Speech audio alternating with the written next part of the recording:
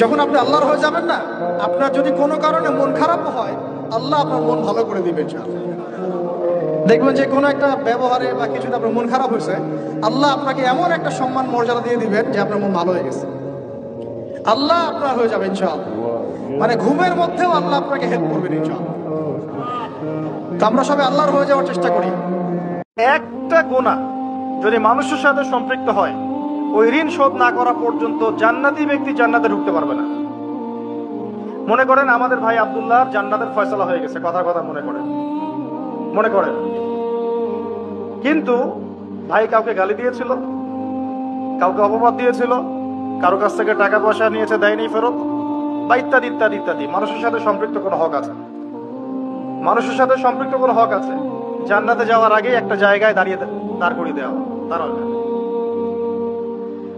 ফয়সালা তো হয়ে গেছে, তাহলে এখন দাঁড়াও। কেন? ফেরেশতাদেরকে দিয়ে বলানো হবে যে অমুকের এই ঋণ বাকি আছে, অমুকের এই গালির ঋণ বাকি